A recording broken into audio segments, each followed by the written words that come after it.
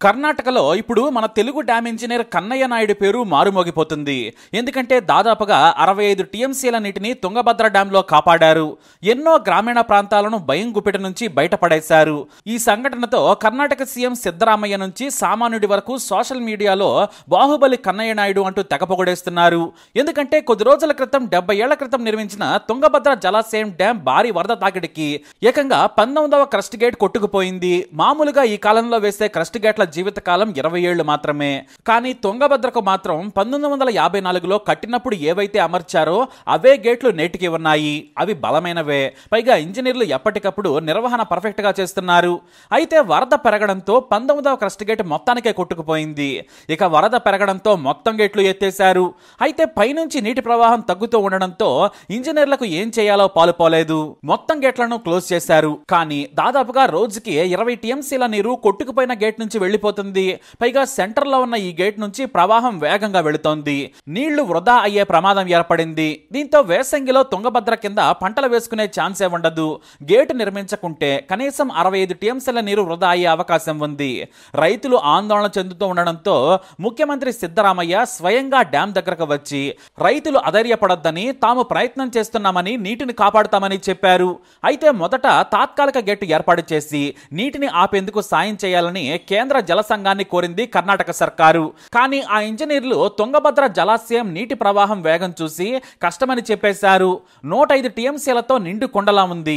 ఇంత వేగంగా నీరొస్తుంటే మనం తాత్కాలిక గేటు ఏర్పాటు చేయలేం, మొత్తం నీరు తగ్గాకే పనులు చేయగలమని చేతులెత్తేశారు. దీంతో కర్ణాటక సర్కారు కంగారు పడిపోయింది. మరోవైపు రైతులు ఆగ్రహం వ్యక్తం చేస్తున్నారు. వర్షాకాలం వచ్చే ముందే గేట్లు ఎంత నాణ్యతగా ఉన్నాయో చూసుకోవద్దా? అధికారులు ఏం చేస్తున్నారు? నేతలు నిద్రపోతున్నారా అని ఫైర్ అవుతున్నారు.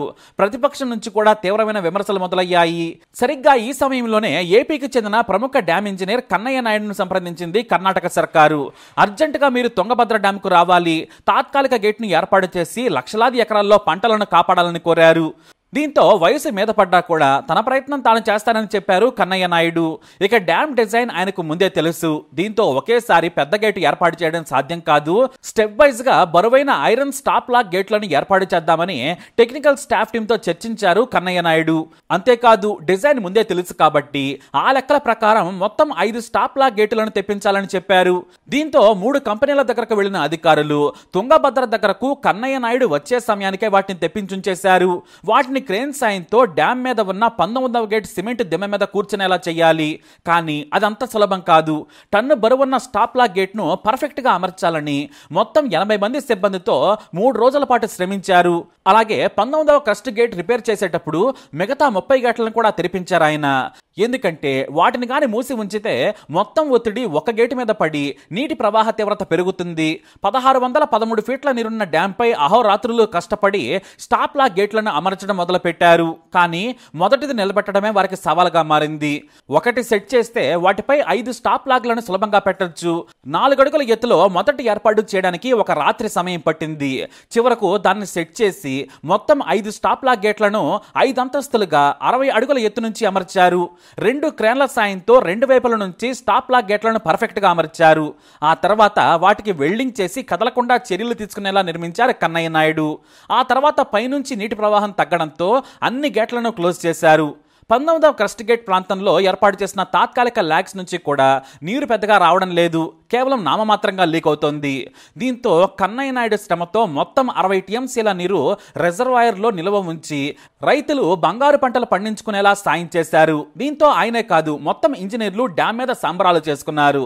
తనతో పాటు కష్టపడ్డ టెక్నికల్ టీంని అందరినీ కూడా అభినందించి వారిని శాల్వాలతో సత్కరించారు ఆయన. అయితే వారు మాత్రం ఈ విజయం మాది కాదు మీది అంటూ అందరూ ఆయన ఎత్తుకుని సంబరాలు చేసుకున్నారు. ఇక సోషల్ మీడియాలో కర్ణాటక భగీరథుడు కన్నయ్య నాయుడు అంటూ పొగుడుతున్నారు. మరికొంతమంది బాహుబలి ఇంజనీర్ అంటూ పొగట్టం మొదలు పెట్టారు. కర్ణాటక సర్కారు కూడా డబ్బులు ఆఫర్ చేసినా కూడా కన్నయ్య నాయుడు తీసుకోలేదు. నాకు ప్రాంతం రాష్ట్రం అనేది లేదు, నేను ఫ్రీలాన్సర్ని, పేదలు బాగుపడాలి, నీరు బంగారం కంటే విలువైనది, చుక్క నీరు దొరకక ఎంతో మంది కష్టపడుతున్నారు, నా దేశం కోసం నేను చేస్తున్నానని చెబుతున్నారు ఆయన. అంతేకాదు ఒకప్పుడు గుజరాత్లో నీటి కోసం 13 కిలోమీటర్లు వెళ్లి ప్రజలు తాగడం కోసం నీరు తెచ్చుకునేవారు. ఆ సమయంలోనే సర్దార్ సరోవర్ డ్యాం నిర్మించాం. 60 ఫీట్ల వెడల్పు 60 ఫీట్ల ఎత్తులో నిర్మించిన గేట్లను ఆయన గుర్తుకు తెచ్చుకున్నారు. ఎన్టీఆర్ హయాంలో శ్రీశైలం గేట్లు మొత్తం 12 శిథిల స్థితికి చేరుకున్నాయి. భారీ వరద వస్తే అవి ప్రవాహ తాకిడికి నిలబడలేవని ఇంజనీర్లు తేల్చి చెప్పేశారు. ఆ సమయంలో కూడా కన్నయ్య నాయుడిని పిలిచారు. 4 నెలల్లోనే వానలు పడక ముందే వాటిని బగబగ మండే ఎండల్లో పూర్తి చేశారు. మొత్తం 600 మీటర్ల మేర గేట్లకు వెల్డింగ్ చేయాల్సి వచ్చింది. అప్పటికే ఆ ఎండలకి ఆయన ఆరోగ్యం కూడా పాడైంది. అయినా కూడా నీటి విలువ ఆయనకు బాగా తెలుసు. అందుకే కష్టపడి పనిచేశానని ఓ ఛానల్తో మాట్లాడుతూ చెప్పారు ఈ బాహుబలి ఇంజనీర్. నాకు ఒకప్పుడు కేవలం 800 పెన్షన్ వచ్చేది. ఆ తర్వాత ఫ్రీలాన్స్ ఇంజనీర్గా పనిచేస్తూ ఉన్నాను. నాకు డబ్బు అవసరం లేదు. ఏం చేసుకుంటాను డబ్బుతో?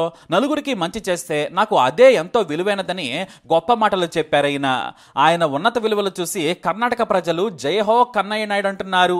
ఎందుకంటే కేంద్ర జలసంఘ్ ఇంజనీర్లే చేతులెత్తేసిన చోట ఆ పనిని ఆయన చేసి చూపించారు. అంటే అది ఎవరో చేయలేనిదన్నమాట. లేటెస్ట్ టెక్నాలజీ ఇంజనీరింగ్ మెలకువలు నేర్చుకున్న వారే మా వల్ల కాదు అని వచ్చిన ఫ్లైట్లోనే వెళ్ళిపోతే నేనున్నానంటూ తుంగభద్రలో నీటిని నిలువ చేసి చూపించారు ఆయన. అందుకే సాయం చేసిన వ్యక్తిని మెచ్చుకుని థ్యాంక్స్ చెబుతున్నారు కన్నడిగులు. మొత్తానికి మన ఇంజనీర్ని జైహో అంటుంది మన దేశం. మరి కన్నయ్య నాయుడుపై మీరేమంటారు? మీ అభిప్రాయాన్ని కమెంట్ ద్వారా తెలియజేయండి. ఈ వీడియోని లైక్ చేయండి, షేర్ చేయండి, మా ఛానల్ని సబ్స్క్రైబ్ చేసుకోండి.